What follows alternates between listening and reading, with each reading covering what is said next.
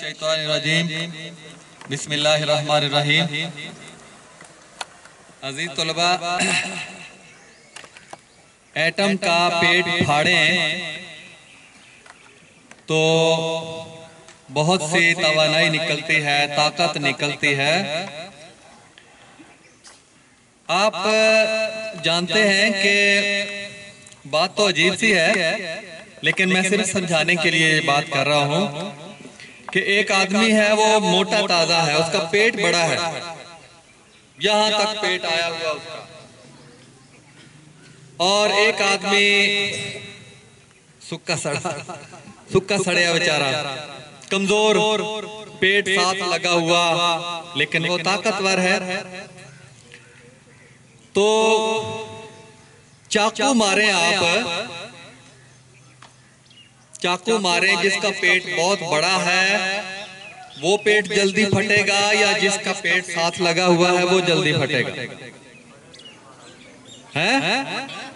मोटे कितना मोटे ताजे का पेट जल्दी फटेगा।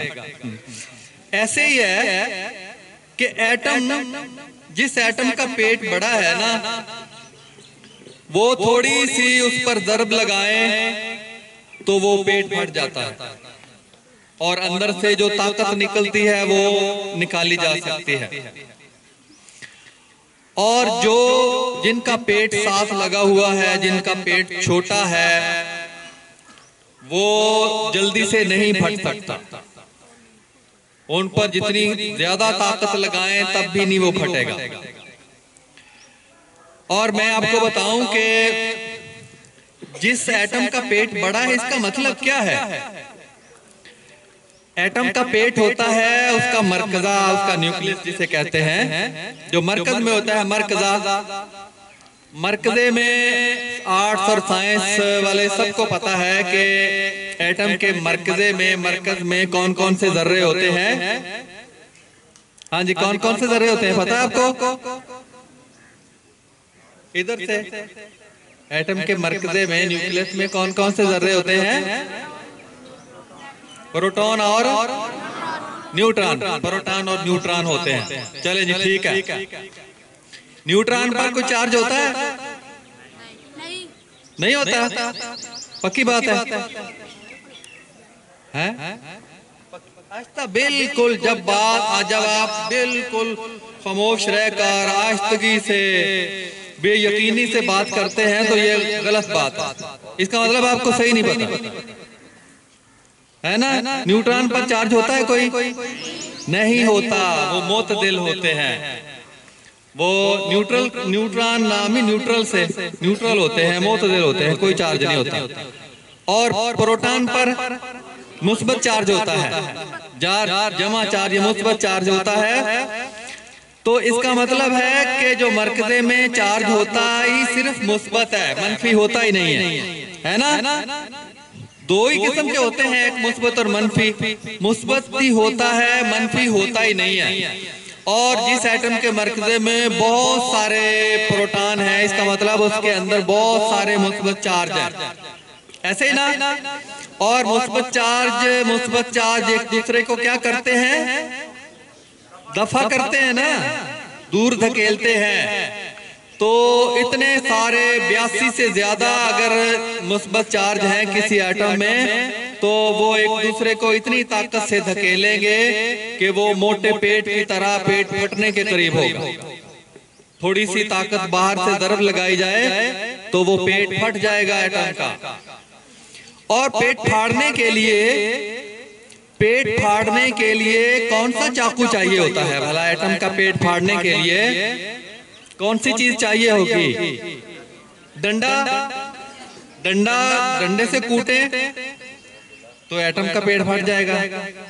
ऐसा नहीं होगा कह रहे हैं। कभी किसी ने सुना है कि डंडे से कूटा है एटम को और उसका पेट फट गया है? नहीं, एटम का पेट बेटा ऐसा ना डंडे से, ना कोई रोड़े से है, ना कोई हथौड़े से, वो नहीं फटता।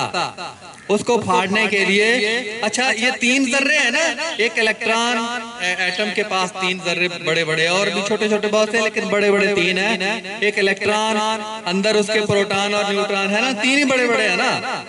पहले इलेक्ट्रॉन को मारते हैं एटम के ऊपर, एटम फटता है कि नहीं फटता, या न्यूक्लियस मरकजा फटता है कि नहीं फटता। जब इलेक्ट्रॉन को मारते हैं तो आपको पता है कि एटम के गिर्द, मरकजे के गिर्द बहुत से इलेक्ट्रॉन गर्दिश कर रहे होते हैं, है ना। तो जब इलेक्ट्रॉन को मारते हैं तो वो जो इतने सारे इलेक्ट्रॉन हैं वो इसको धक्का दे के दूर पर दफा कर देते, करीब ही नहीं आने देते। और जब प्रोटॉन फेंकते हैं हम, तो इतने सारे प्रोटॉन मरकजे के अंदर होते हैं कि वो भी इसको, प्रोटॉन को धक्का देके दफा दूर कर देते हैं, वो करीब नहीं फटकने देते। वो भी यानी इलेक्ट्रॉन और प्रोटॉन से भी पेट नहीं फाड़ा जा सकता एटम का। बाकी बचते हैं न्यूट्रॉन। न्यूट्रॉन पर कोई चार्ज नहीं होता, तो ये सीधा एटम के पेट में घुस जाता है और उसके टुकड़े कर देता है। तो सिर्फ न्यूट्रॉन ही एटम का पेट फाड़ सकता है, कोई और जर्रा एटम का पेट नहीं फाड़ सकता। एटम का पेट फाड़ के तवानाई निकाली जा सकती है, एटम बम बनाया जा सकता है, जो कुछ भी किया जा सकता है। यही न्यूट्रॉन एक ऐसी गोली है जो एटम के पेट को फाड़ती है और अंदर से तवानाई को निकालती है। तो बच्चों, मेरी अल्लाह से दुआ है कि अल्लाह ताला हमें समझ के साथ साइंस पढ़ने की तौफीक अता फरमाए। व मा अलैना इल्लल बलागुल मुबीन।